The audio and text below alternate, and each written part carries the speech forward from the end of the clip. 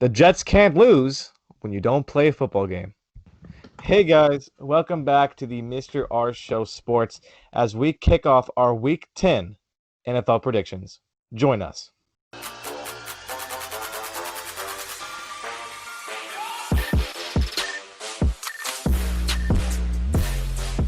Hey guys, welcome back to the channel. As always, I am Andy, joined by, I'm Ashton.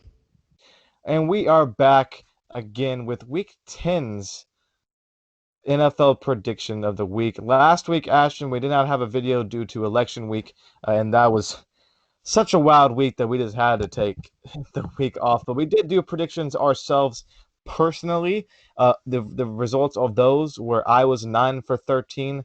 We threw out the Thursday night game because we were late, and Ashton was 10 for 13. So congratulations, Ashton. You beat me by a point this week. I'm still beating him overall by 3 games in the total. So it's very close, very interesting. And without further ado, let's kick off our predictions with the first game on Thursday tonight, and that is the Colts on the road against the Titans. Interesting matchup, Ashton. Who do you got? Yeah, it is an interesting matchup. The Colts are they're a weird team. They're a good team that isn't consistent. That's what I'll say about them. Is they any game can beat you if you're not on your best game, but I really think the Titans will do good this week. I picked the Titans. I like the Titans more. The Colts have better defense, but just barely, and the Titans offense is a lot better than the Colts offense, at least in my opinion. Now, I do love the Colts defense, Ashton. It's top 5, top 3 in the league, but I just do not trust Phillip Rivers and the offensive side of the ball. I really just don't see enough playmakers, elite playmakers on that side of the ball to do much against the Titans, against their very efficient offense with, we know, Derrick Henry, Ryan Tannehill. We know how they've been playing. I like the Titans. I know last week they only beat the Bears by 7, or it was closer than that, or it was only within one possession, but really the Bears scored a touchdown in garbage time. So it was really not as close as the scoreline wants you to pretend to be. I have the Titans as well, Ashton. I think they win probably 7 to 10 point hard fought victory against the Colts. Moving on to the Sunday slate, 1 o'clock games, Ashton. The Texans, off their win, traveled to Cleveland to play Baker Mayfield and the Browns. Mm. Yeah, Andy, this is a hard one. This is one of those games that I feel like no matter who I pick, I'll be wrong. There were a few of those last week, and I think those are the games I actually got wrong too. So I'll go Browns just because they've been a little bit more consistent than the Texans, but I'm not confident in either. I wouldn't want to put money on this game. I got the Browns as well, Ashton. I'm a little bit more confident than you are. Obviously, I want the Texans to lose because Miami has their first round pick this year. So the more they lose, the higher up we go. But I love the Browns even without Odell Beckham there. They still have a lot of playmakers on the offensive side of the ball. Kareem Hunt and Nick Chubb is one of the best duos of running backs in the NFL.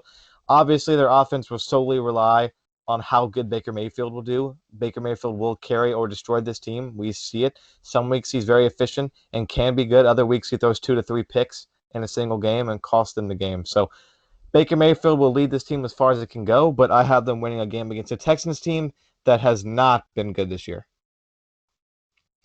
Moving on to a team that I was correct about losing last week, the Washington football team goes to Detroit to play a Lions team that needs a win desperately. Yeah, Andy, I gotta go with Detroit. I just feel like their offense is starting to pick it up a little bit so far, and their defense is average. But Washington, doesn't have an offense really, and their defense, I feel like, is really good on the pass rush end, but their secondary's so bad, and a QB like Stafford can kind of dice it up a little bit easily. I gotta agree with you, Ashton. I like the Washington football team's defensive pass rush, but that will not be enough to win. We see last week how a team that's not as good as them, but are better, playing harder, playing faster, playing stronger, like the Giants, can beat them. They got to play against the Detroit Lions, which when they play effort football, they can beat really any team in the league. Obviously, not the top tier teams, but can be competitive with any team in the league. At least you saw that with the Packers earlier in the season. So I had the Lions. They're going to move to 4-5, so they're really in that purgatory state of just good enough to not be a really good pick, but not not good enough also to be a playoff team. So they get the win, and they can turn around, find some consistency. Maybe they can squeak in as a wild card, but with that stacked NFC conference, I do not see them doing that. But I got the Lions. Moving on to a game that should be easy to pick. Jaguars with a new quarterback last week on the road to play Aaron Rodgers and the Packers. Ashton, I think I know who you got, but just go ahead and say it. Packers. Yeah, not much debate there. Packers should win as long as they get a touchdown first, but I really don't see the upset. But you know how the Packers can play if you get a lead on them. They kind of self-destruct. So, but Packers should carry this game. Moving on to an interesting matchup in the NFC East that's really going to determine who can make it to the playoffs, and that's sad, these two teams' record. The 3-4-1 Philadelphia Eagles travel to the winner last week, 2-7 New York Giants, who still has not had their bye, might I add you. Who do you have winning? Uh, oh, Eagles, but it wouldn't shock me if the Eagles lose this game. That entire division is a dumpster fire. It's even worse than last year, and that's saying a lot. That's hard to do. Because last year's NFC East was terrible. Like, you could say the Cowboys were all right last year, but like every one of the teams are just trash. The Eagles is the best team, and that's saying a lot because they're not good at all this year.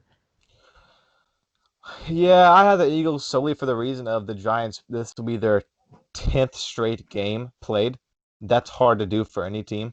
Going 10 straight weeks. We kind of saw that with the Rams at their tail end of their long stretch going back and forth from east to west coast. They got tired. Giants are tired. They played hard last week, got a good win. They're not going to be able to do it again, and Eagles move to 500. So they're close to being above 500. And if the Eagles can just get healthier, correct the ship a little bit, they're not going to be, I would say, as bad as you think they are moving forward, but they are still pretty bad. Moving on to the 4:05, the 4 o'clock slate of games, we have the Broncos against on the road against the Raiders. Who do you got?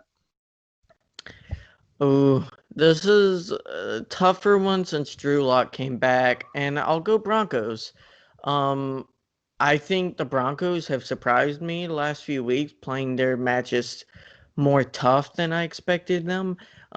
They are a decent team that I wouldn't expect to be a top tier team, but a team like the Raiders, if the Raiders don't perform, I could see the Broncos picking off a win there. And the Raiders are that type of team.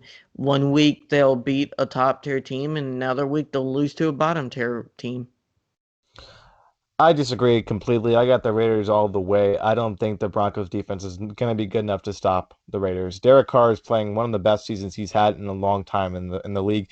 You know how good Josh Jacobs is there. The rookie core of receivers of Brian Edwards and Henry Ruggs has just come on the scene, has proved a really good offense that can go toe to toe and beat a team like the Chiefs when they have a bad game. I like the Broncos. I mean, Drew Lock has been okay this season at best. Coming back from the injury, it makes sense. He's going to be a little bit less of what he was last season.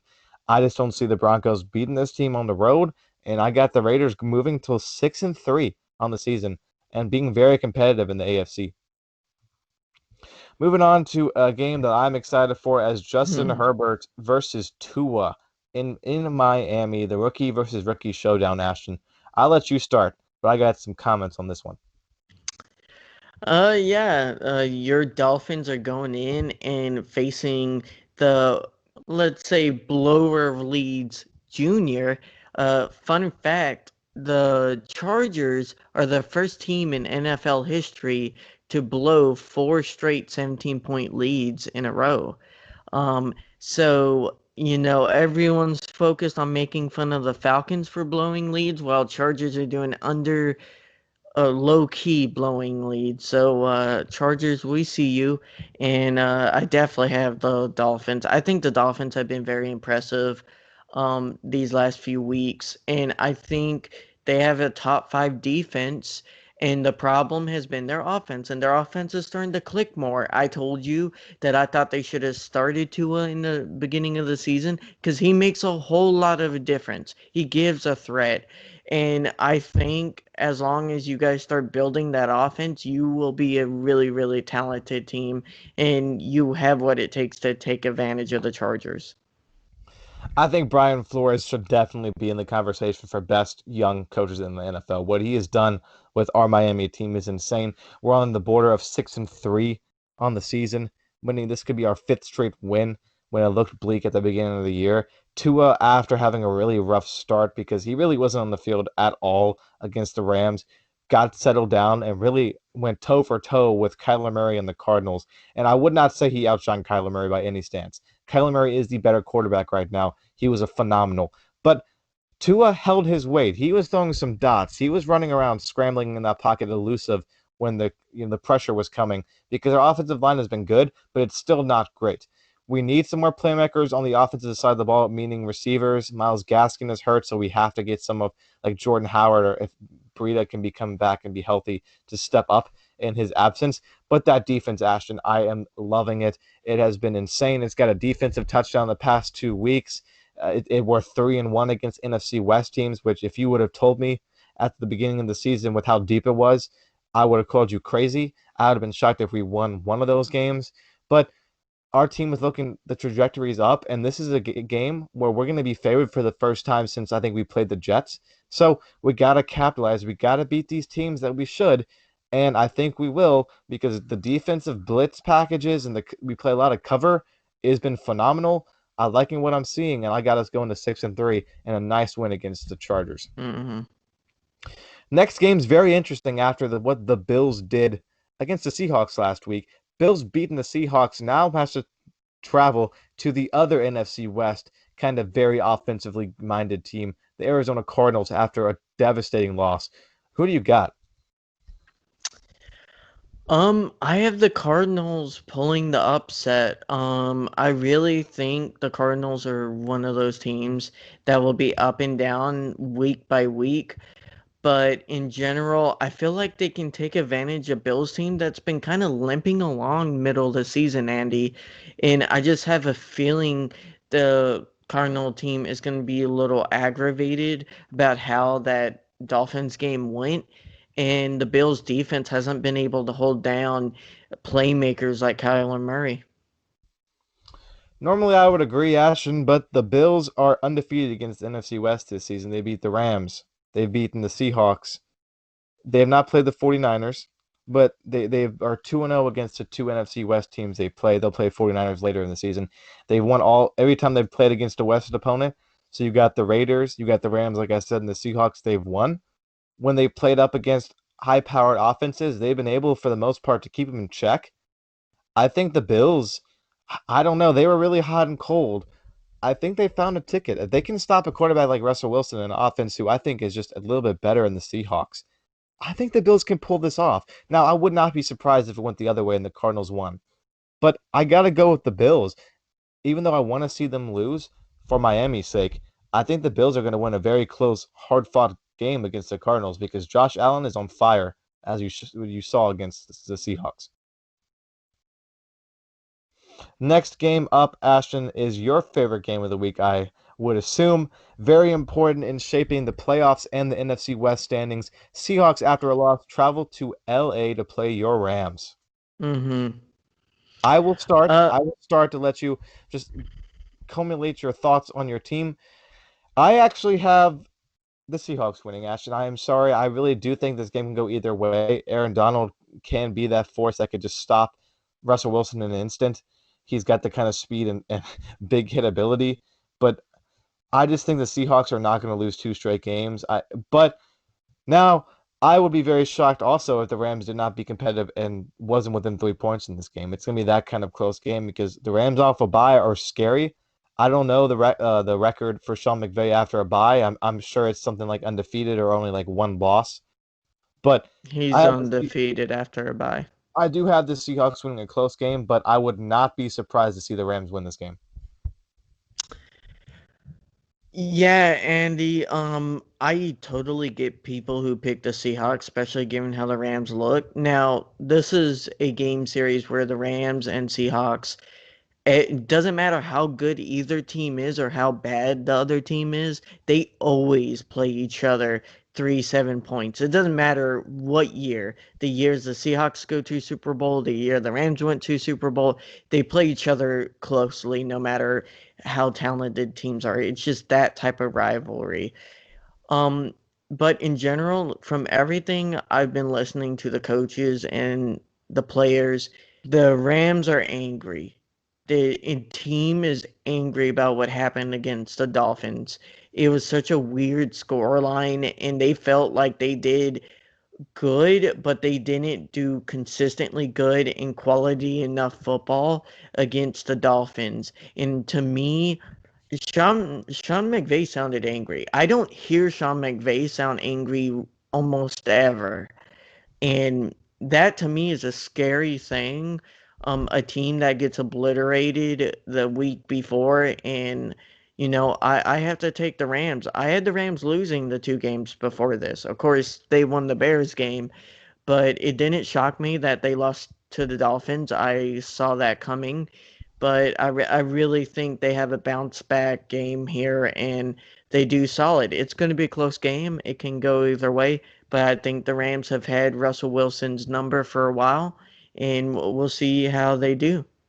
I will give credit where credit's due. Seahawks do not have the pass rush that will be required to really keep Jared Goff at bay. I mean, you have debates all the time about Jared Goff's, I wouldn't say eliteness, but tier level in the NFL.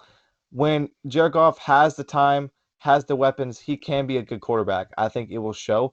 But I just think if we're doing, it's going to be kind of a dueling game. Who's going to not be able to score first? I think the Seahawks offense is just too overpowered, and that's why I have them. But like I said, it's going to be a different game than the Dolphins. The Seahawks defense is not the same, so it could go either way, honestly, in my book. Mm, well, they haven't faced a top five um, arguably a top five defense like the Rams. The Rams defense this season, it shocked me, Andy, and it shocked me even more that they've been as consistent as they have been. Because the Dolphins game, you can attest, that wasn't the offense of the Dolphins really scoring all those points. It was really every other phase of the game, and then your offense was just able, when they Yeah, got the ball on the 20-yard line, to effectively I score. I will say I agree with you, but you cannot consider that game a good defensive. It was a good defensive game, obviously. You didn't allow many points, yards, but look at time of possession. You guys were on offense so much more at the time. So Yeah. your defense was fresh almost every single time, and you're playing a rookie quarterback in his first game. Your defense is going to look really good in those kind of conditions. We're going to see how good this defense is against the offense like Russell Wilson that will put 40 points on you before you can blink. hmm But Yeah, we'll definitely see. let's move on, Ashton, to another big game that does, impact the Rams and their playoff chances as the 49ers kind of a reverse of fate, with after beating the Rams, their injury just you got Kittle getting hurt again. Have to travel to the Saints team, who is looking pretty hot as of late. Yeah, it's only lucky for the Rams to be the one team that has to play with a fully healthy Kittle and then he goes out. I don't wish for players to be hurt. That's just bad luck on the Rams' part. When it comes to this game, I gotta go New Orleans. Um, they have definitely looked weak this season. I don't see them beating the Buccaneers for division. I just don't think they're as good as the Buccaneers in the long Ooh, term. ouch. Um, yeah, they Buccaneers and Saints both have had major holes this season and really, really weird losses. So I got to go with the Saints, but really not as uh, they're paper tigerish. I'll say that. Oh, Ashton, I disagree. The Saints have lost close games. Their two losses, can you even name me those two losses? Raiders and Packers. Both teams that the Raiders who beat the Chiefs, by the way, and the Packers who can beat any team any week. I will say the Saints started off the season not looking the best. but they have come out and they've played a lot better. And that game against the Buccaneers, that defense looked at like we thought it was going to be at the beginning of the season. They only allowed 3 points against a Tom Brady led team with some of the best offensive weapons in the NFL. That's impressive. This defense is starting to form.